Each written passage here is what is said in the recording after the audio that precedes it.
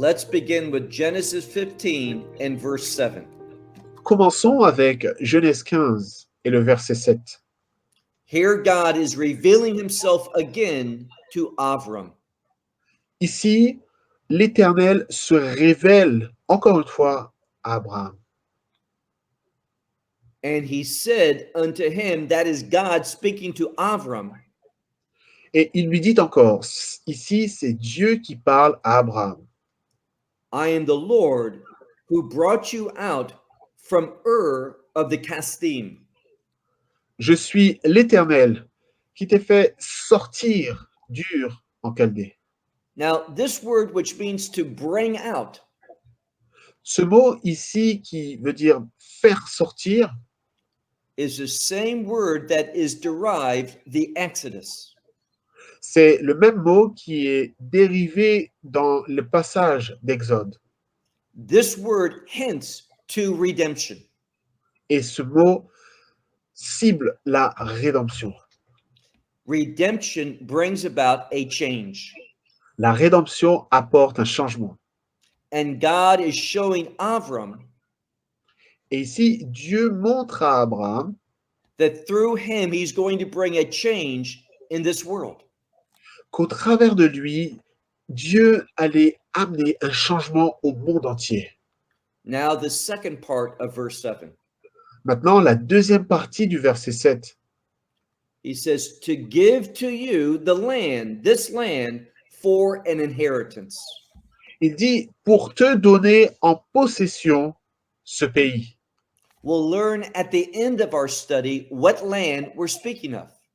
Et à la fin de notre étude, nous allons voir ensemble de quel pays il est question dans ce passage. Now, remember who's speaking to Avram. Maintenant, rappelez-vous qui est en train de parler à Abraham. It's the Lord, the sovereign God. C'est l'Éternel, le Dieu souverain. He is the creator of heavens and earth. Il est le créateur des cieux et de la terre. In Hebrew, we speak about God as Konei Hakol, which means the possessor of all things.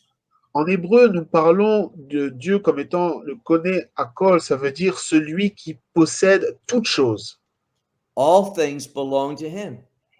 Toutes choses lui appartiennent. He is free to give whatever land to whatever people he chooses. Et il est libre de donner n'importe quelle terre à n'importe quel peuple, selon son choix, selon son désir.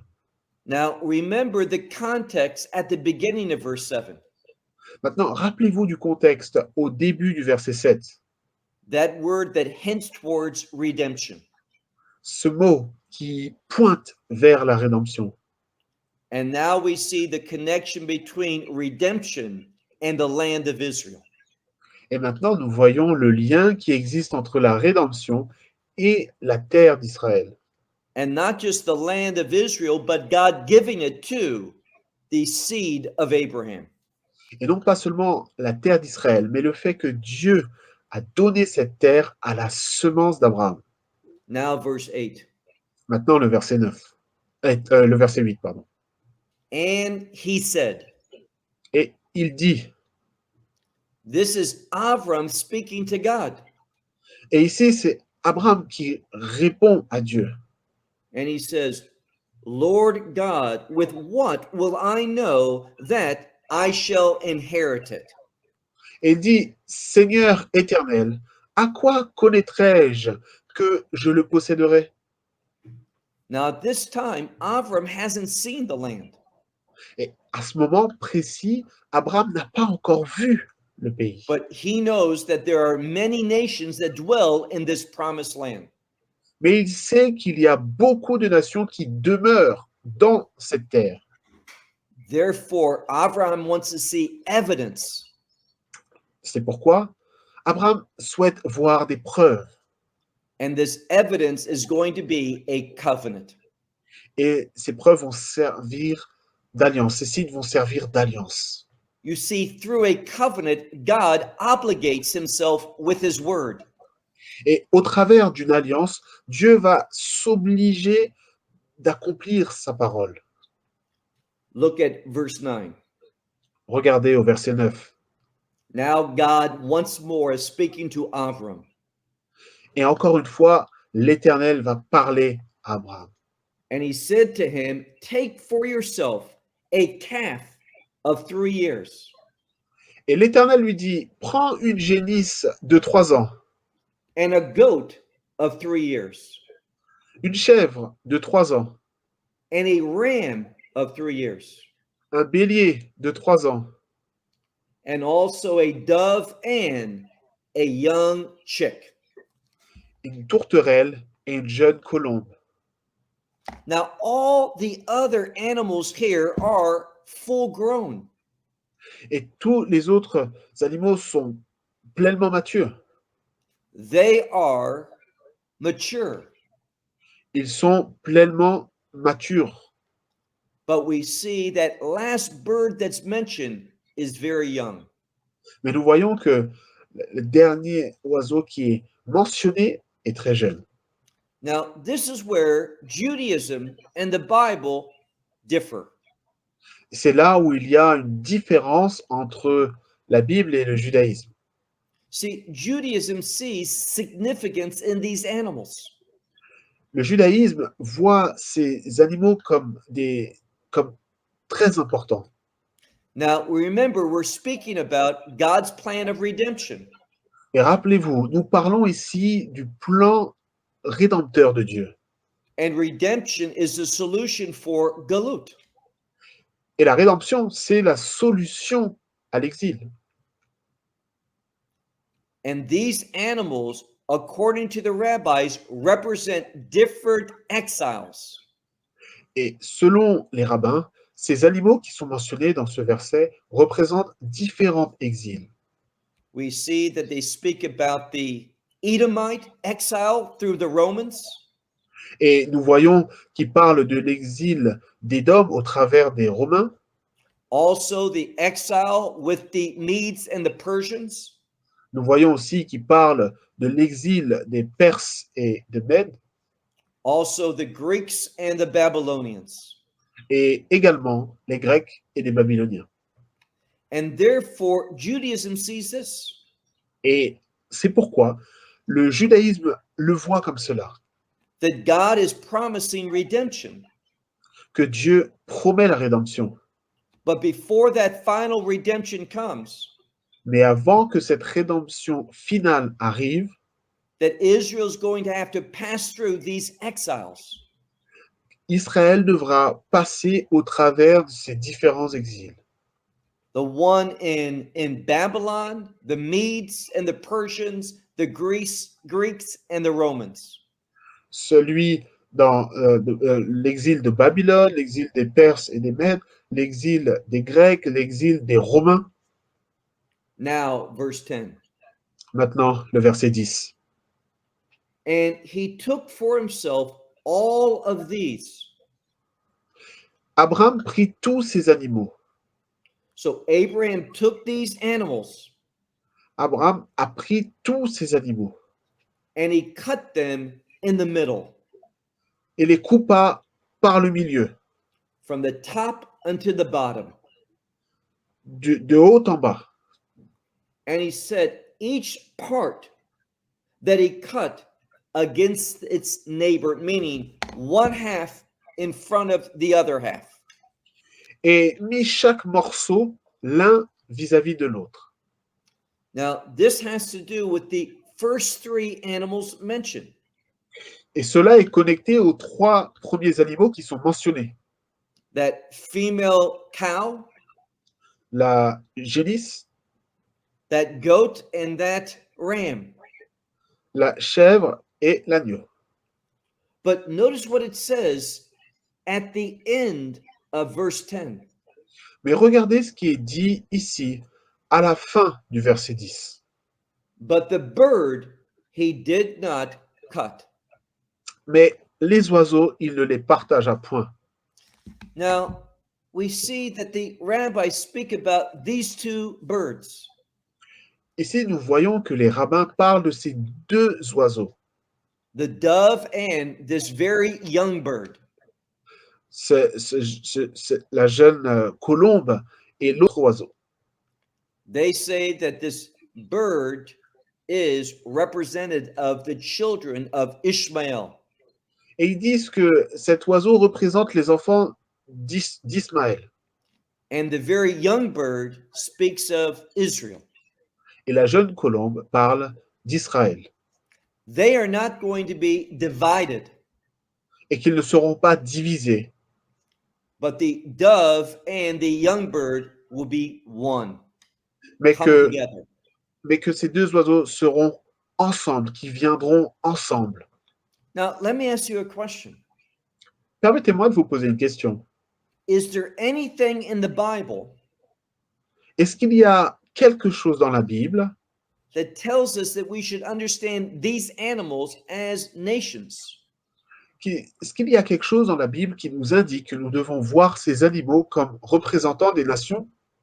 Nothing whatsoever. Mais il n'y a rien de tout ça. Saying these animals represent times of exiles through specific nations Le fait de dire que ces animaux représentent des temps d'exil qui sont liés à différentes nations is solely the creation of man's thoughts.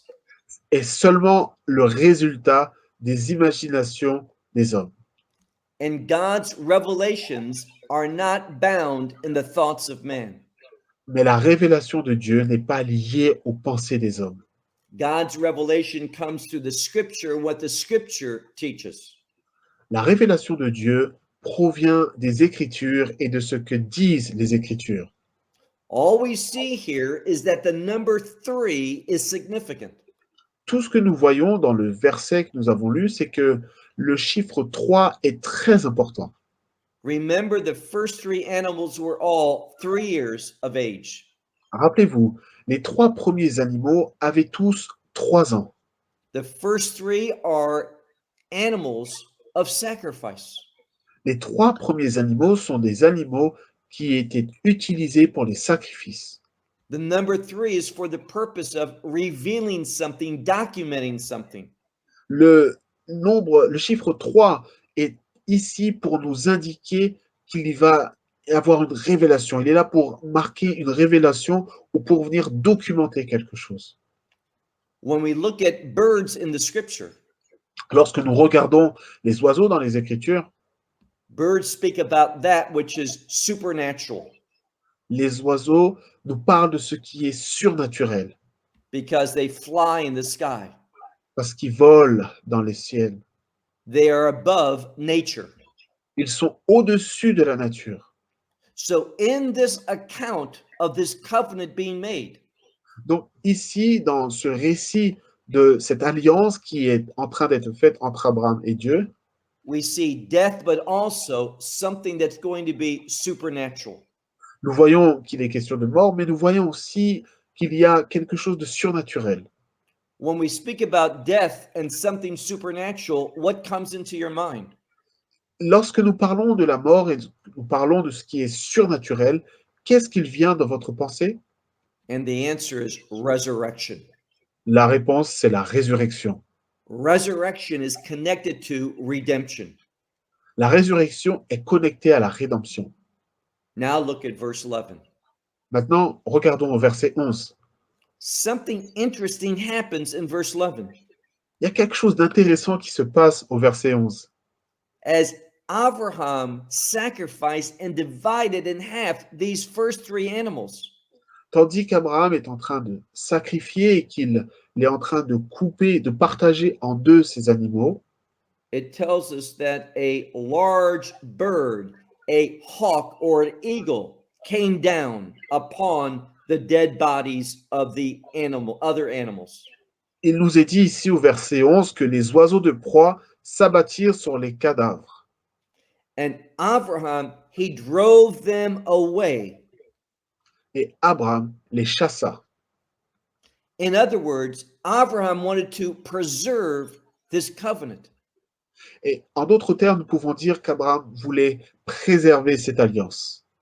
This large bird is seen as an attack, a supernatural attack against God's covenant. Ici, les oiseaux de proie représentent une attaque, une menace surnaturelle contre l'alliance. Judaism sees it very different. Le judaïsme voit cela comme quelque chose de très différent. They say that this large bird is Messiah. Ils disent que ces oiseaux de proie représentent le Messie, That Messiah wants to come early, que le Messie veut venir plus tôt. but Abraham pushes him and says, "Not now." Et que, en fait, Abraham le repousse et lui dit non, pas maintenant. It's as though Abraham knows more than Messiah. C'est comme si que Abraham connaissait plus que le Messie. How Judaism understands this interpretation. Et comment le judaïsme comprend cette interprétation? Messiah wants the redemption to happen, Le Messie souhaite que la rédemption arrive, but Abraham knows that Israel has to go through all the exiles. mais que Abraham sait que Israël doit passer au travers de tous ces exils, Just like a child has to go through all the stages of life. de la même façon qu'un enfant doit passer par toutes les étapes de la vie. Again, there's nothing in the Bible Encore une fois, il n'y a rien dans la Bible that should cause us to see that this bird is Messiah. qui doit nous faire comprendre que ces oiseaux de proie représentent le Messie. This comes from simply the thoughts of man. Cela vient tout simplement de la pensée des hommes. It is wrong to see exile as something good. Il est mauvais de voir l'exil comme quelque chose de bon. Exile is the outcome of sin. L'exil, c'est la conséquence, le résultat du péché. God does not want to use sin in his will.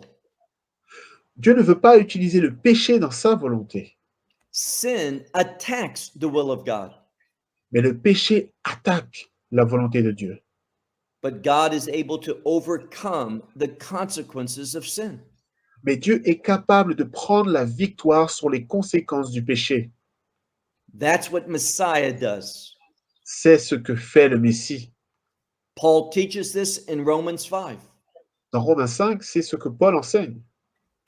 The sin that entered into the world because of the first man Le péché qui est entré dans le monde à cause du premier homme is going to be dealt with sufficiently and eternally by the second man, Messiah Yeshua. il sera retiré, le second Adam qui est Yeshua va retirer, va s'occuper de ce péché. Messiah doesn't ignore sin. Le Messie n'ignore pas le péché. He does the work of redemption in order to destroy the consequence of sin. Mais plutôt, il fait l'œuvre de rédemption afin de détruire les conséquences du péché. What's the consequence of sin? Quelles sont les conséquences du péché? Death and the releasing of evil. C'est la mort et le fait que le mal soit libéré. Messiah came so that we would have life Le Messie est venu afin de nous accorder la vie and that we could live in the will of God. et afin que nous puissions vivre dans la volonté de Dieu. Evil is against God's will, Le mal va à l'encontre de la volonté de Dieu. but the redemptive work of Messiah positions us in the will of God. Mais l'œuvre rédemptrice du Messie nous positionne, nous place dans la volonté de Dieu. Now, verse 12. Maintenant, le verset 12. And it came about as the sun was going down Au coucher du soleil, that he, that is Abraham, fell into a deep sleep, meaning a trance fell upon him. un profond sommeil tomba sur Abraham. Now, this sleep represents a vision that Abraham received. Et ce sommeil nous parle d'une vision qu'Abraham a reçue. And this vision was fearful. Et cette vision était vraiment remplie de crainte. It says, "Behold, there's something terrible." Et il dit ici, et voici une frayeur. something of great darkness that fell upon him. Une grande obscurité vint l'assaillir. Now, again, the rabbis see these bad things Encore une fois, donc, les rabbins voient ces mauvaises choses and the words in Hebrew that appear here et les mots en hébreu qui apparaissent dans ce verset relating to distinct periods of exile. sont liés à des périodes distinctes d'exil. The Babylonian exile, L'exil de Babylone, the exile of the Medes and the Persians, l'exil médo-perse, the exile of the Greeks, l'exil des Grecs, and then finally the Roman or Edom exile. et finalement l'exil de Romains ou l'exil d'Édom. Now, verse 13. Maintenant, le verset 13. Yes, Israel's going to go through difficulty. Oui, c'est vrai, Israël va passer par des difficultés. Israel will be in spiritual darkness. Oui, Israël sera dans des ténèbres spirituelles, But Messiah is going to bring change. mais le Messie va apporter du changement. Now look at verse 13. Maintenant, regardons au verset 13. God is speaking, Dieu parle and he said to Abraham, et il dit ici à Abraham, you surely shall know that a sojourner your seed shall be in the land. sache que tes descendants seront étrangers dans un pays. What's the vision that we see here? Quelle est la vision que nous voyons ici? Israel's going to make it into the land. Qu'Israël ira dans le pays, The Jewish people are going to inherit that land. le peuple juif va hériter cette terre, And this land is not originally theirs. mais qu'à l'origine, cette terre ne leur appartient pas. So God reveals there's going to be the Jewish people in the land of promise. Donc Dieu révèle qu'il y aura le peuple juif sur la terre de la promesse. Now, we've spoken about Galut. Donc maintenant, comme nous avons parlé, il était question de Galout, d'exil, The Babylonian exile, l'exil babylonien, the Median Persian, that exile, l'exil médo-perse also the Greeks and the Romans. et aussi l'exil grec et romain. But we've missed one, Mais il y en a un que nous avons the manqué. first exile, Le premier, the Egyptian exile. l'exil d'Égypte. And this is what he refers to in this verse. Et c'est ce de quoi il est question dans ce verset, le verset 13. Middle of verse 13. Et au milieu du verset 13, And you will serve them, and they will torture you 400 years. et ils y seront asservis, et on les opprimera pendant 400 ans. This is the descendants of Abraham. Ici, il est question de la descendance d'Abraham. They are going to serve the Egyptians. Ils vont servir les Égyptiens. The Egyptians are going to torture the Jewish people in slavery. Les Égyptiens vont les torturer, vont les oppresser et les mettre en esclavage. And as we see both in the Old and the New Testament, that Egyptian exile was 400 years. Et comme nous le voyons à la fois dans l'Ancien et dans le Nouveau Testament, cet exil a été de 400 ans. Now, verse 14. Maintenant, regardons le verset 14. God is going to keep covenant, Mais Dieu va garder son alliance, not because Israel merits it, non pas parce que Israël le mérite, but because God is faithful to his word.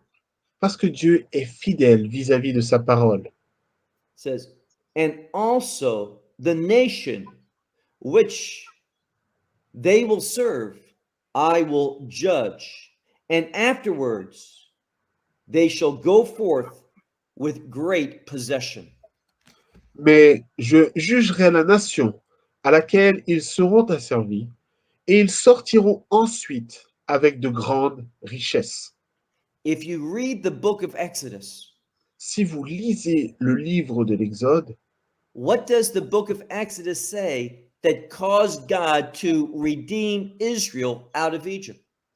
que nous dit le livre d'Exode sur la raison principale pour laquelle Dieu a fait sortir, Dieu a racheté Israël hors d'Égypte? There's only one answer. Il n'y a qu'une seule réponse. It says God remembered his covenant. Il est dit que Dieu s'est souvenu de son alliance. And it was because of that covenant Et c'est à cause de cette alliance that God judged the Egyptians. que Dieu a jugé les Égyptiens. And the Jewish people came out of Egypt with great wealth. Et le peuple juif est sorti d'Égypte avec beaucoup de richesses. Now, verse 15. Maintenant, le verset 15. He's going to speak specifically to Avram. Et ici, il parle spécifiquement à Abraham.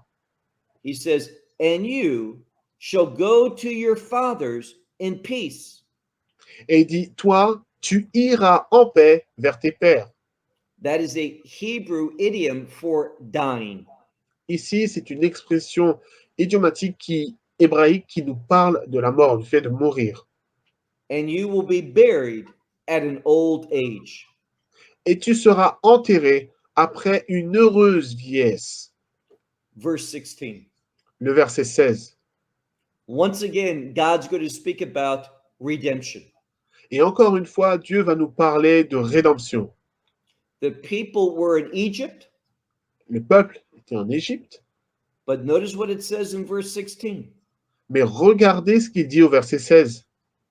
And the fourth generation shall return there. Et à la 4e génération, ils reviendront ici. Now, why specifically the fourth generation? Mais maintenant, pourquoi spécifiquement la 4e génération? Numbers are important in the scripture. Dans les Écritures, les chiffres sont très importants. We see the number 4 is used Nous voyons qu'ici, c'est le chiffre 4 to speak about the 4 directions of the wind. qui nous parle des 4 directions du vent. It speaks about the 4 corners, the 4 directions of the earth. Cela nous parle des 4 directions, des 4 coins de la terre. We're speaking about north, south, and east, Nous- west. Nous parlons du nord, du sud, de l'est et de l'ouest. The number 4 relates to the world. Le chiffre 4 est lié au monde. The number 4 is a global number. Le chiffre 4 est un chiffre global. And the redemption of the Jewish people out of Egypt Et la rédemption du peuple juif hors d'Égypte is not just for the Jewish people, n'est pas seulement pour le peuple juif, but it has worldwide implications. mais cela a une implication à l'échelle mondiale. Israel's redemption La rédemption d'Israël will bring about the redemption of the world. va apporter la rédemption au monde. And we're seeing the foretaste of that now. Et nous voyons ici l'avant-goût de cela maintenant. God is bringing the Jewish people back to the land even as we speak. Et tandis que nous sommes en train de parler, Dieu ramène le peuple juif sur sa terre. That's the redemption of the seed of Abraham. Cela représente la rédemption de la semence d'Abraham. And that redemption Et cette rédemption is going to bring about the redemption of the world. va apporter la rédemption pour le monde entier. I'm talking about the defeat of evil and the establishment of the kingdom of God. Ici, je parle de la défaite du mal et de l'établissement du royaume de Dieu. It says the fourth generation will return. Il dit, à la 4e génération, ils reviendront. And look at the last part of verse 16. Et regardez à la dernière partie du verset 16. It says, "For the iniquity of the Amorites have not finished." Car l'iniquité des Amoréens n'est pas encore à son comble. Now, the Amorites were the strongest people that lived in the promised land. Les Amoréens étaient le peuple le plus fort qui vivait sur cette terre. In other words, they were the dominant people. En d'autres termes, nous pouvons dire qu'ils étaient ceux qui dominaient. And therefore, we're talking about the sins of all of the Canaanites, all of those people, Et donc, nous parlons ici du péché de tous les Cananéens, de tous ces peuples qui étaient sur la terre de Canaan, that their punishment had not ended. que leur punition n'était pas encore terminée. What we learn is that God brought his people into the land because of the sinfulness of the Canaanites. Ce que nous apprenons, c'est que Dieu a amené son peuple sur cette terre à cause du péché des Amoréens. Now, verse 17. Maintenant, le verset 17. And it came about as the sun was going down that there was great darkness. Quand le soleil fut couché, il y eut une obscurité profonde. Now, this is not the normal word for darkness. Ici, c'est pas le mot habituel pour obscurité. It's not the word that we saw for darkness in verse 12. Ce n'est pas le mot que nous voyons au verset 12 qui parle de ténèbres. This word just doesn't mean darkness, Ce mot ne signifie pas seulement l'obscurité, but it also speaks about that which is gloomy, that which is discouraging, that which is very bad. il nous parle de quelque chose qui est très mauvais, quelque chose qui est très décourageant. Now, we're going to be wrapping up this section quickly. Donc là, nous allons résumer, nous allons terminer bientôt cette session And we're going to see a change in time. et nous allons voir un changement également. No longer is this about the days of Abraham. Et cela ne sera plus les jours d'Abraham. Abraham has died and been buried. Abraham a été enterré. The children of Israel had already gone down to Egypt and come out. Les enfants d'Israël ont déjà été en Égypte et sont sortis. No, what the text is speaking about now has end times implications. Ce dont nous parle ce verset a une implication pour les derniers jours. So it was nighttime, Donc, il faisait nuit, it was dark and gloomy outside, il y avait une obscurité profonde dehors, and initially two things are mentioned. et au début, deux choses sont mentionnées. Behold, there was a stove or oven with smoke, Et voici, ce fut une fournaise fumante and there was a torch of fire. et des flammes de feu. Now, the stove or the oven represents judgment, Ici, la fournaise nous parle du jugement. but the torch of fire represents illumination or revelation. Mais les flammes de feu nous parlent de révélation, d'illumination. And this revelation has to do with the presence of God. Et cette révélation est connectée à la présence de Dieu. When we look at the end times, Lorsque nous regardons à la fin des temps, God is going to bring judgment, and He's the one that's bringing it. Dieu va apporter le jugement et c'est lui-même qui apporte ce jugement. We can be even more specific about this judgment. Et nous pouvons être encore plus précis au sujet de ce jugement. In the book of Revelation, in chapter 6, Dans le livre de l'Apocalypse au chapitre 6, it speaks about the wrath of the Lamb. il nous est parlé de la colère de la terre. We need to remember that in the new covenant, Nous avons besoin de nous rappeler que dans la nouvelle alliance, we are taught that everything that relates to judgment, God the Father gave to his Son to do. et nous voyons que tout ce qui est lié au jugement, Dieu le Père l'a donné à son Fils. Once again, verse 17, Encore une fois, le verset 17, Behold, there was an oven of smoke Et voici, ce fut une fournaise fumante and a torch of fire, et des flammes de feu which passed through between these pieces of the animals. passèrent entre les animaux partagés. Now, what did this do? Maintenant, qu'est-ce que cela fait ici? This is God ratifying his covenant. C'est Dieu qui est en train de mettre en place son alliance, de sceller son alliance. This covenant that speaks about the purpose of God, the will of God. Cette alliance nous parle du but de Dieu, de la volonté de Dieu. And God's will be realized through his judgment. Et au travers de son jugement, la volonté de Dieu sera réalisée, manifestée. God is going to judge sinfulness before he brings about the outcome of redemption, which is his kingdom. Avant d'amener le résultat de la rédemption, c'est-à-dire le royaume, Dieu va apporter le jugement. Now, verse 18. Maintenant, le verset 18.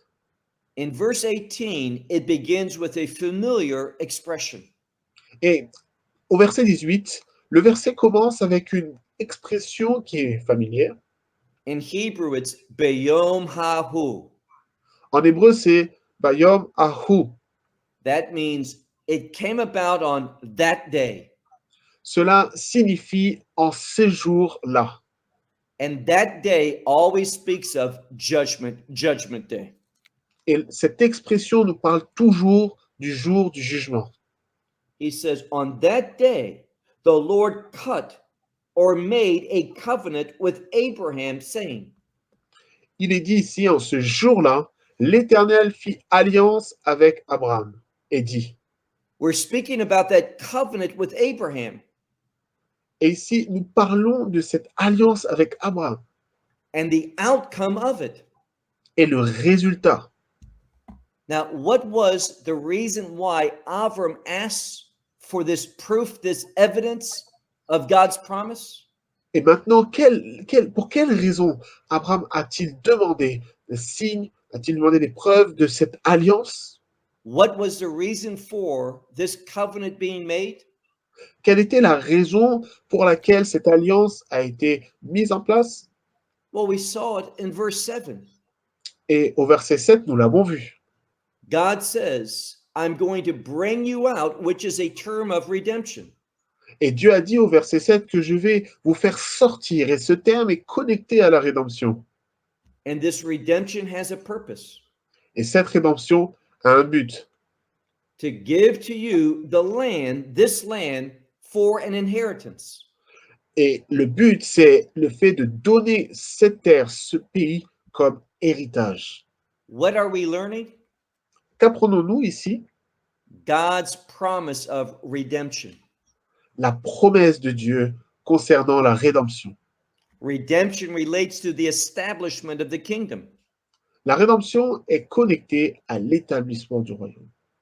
That will not happen until Et cela n'arrivera pas avant the seed of Abraham inherits the land of Israel. cela n'arrivera pas avant que la semence d'Abraham hérite la terre. Look again at verse 18. Regardons encore au verset 18. On that day, the Lord cut or made a covenant with Abraham, saying, En ce jour-là, l'Éternel fit alliance avec Abraham et dit, to your seed I will give this land. je donne ce pays à ta postérité. Now, how do we know we're talking about the last days? Et maintenant, comment pouvons-nous dire que nous parlons des derniers jours? What is the biblical evidence that takes this verse into the end times? Quelle est la preuve biblique qui permet de connecter ce verset au dernier temps? When he says this land, Et lorsqu'il dit ce pays, he's not talking about the land, all the land which Israel received earlier. il ne parle pas de tout le pays qu'Israël a reçu précédemment. It's only in the last days C'est seulement dans les derniers jours that Israel will experience the full gift of all the land that God promised. C'est seulement dans les derniers jours qu'Israël va expérimenter tout le don qu'il a reçu concernant la terre. The land from the river of Egypt unto that great river, the river Euphrates. Depuis le fleuve d'Égypte jusqu'au grand fleuve, au fleuve d'Euphrate. That hasn't happened yet, Et cela n'est pas encore arrivé, but it's going to happen. mais cela va arriver. All the things that God spoke of in this 15th chapter, Et toutes les choses dont il est question dans ce chapitre 15, the exile of Egypt, l'exil d'Égypte, that in the last days it will be very difficult and gloomy, que dans les derniers temps, cela sera très difficile, très décourageant, but God will reveal himself through the coming of Messiah in bringing judgment upon this world. mais Dieu va se révéler lui-même au travers de la venue du Messie et il amènera le jugement également. We see a prophetic principle, Et ici, nous voyons un principe prophétique, one that Judaism ignores. un principe que le judaïsme ignore. Messiah has two distinct works to do. Le Messie a deux travaux distincts à faire. He has to redeem from sin Premièrement, il doit racheter du péché before he will redeem from our enemies. avant qu'il nous rachète de nos ennemis. That's why Messiah came the first time to deal with sin, C'est pourquoi la première fois le Messie est venu afin de s'occuper du péché, but when he comes the second time, the final time, mais lorsqu'il viendra la deuxième fois, la dernière fois, he's going to destroy the enemies of God's people. il détruira les ennemis du peuple de Dieu. And notice how this chapter ends. Et regardez comment ce chapitre se termine.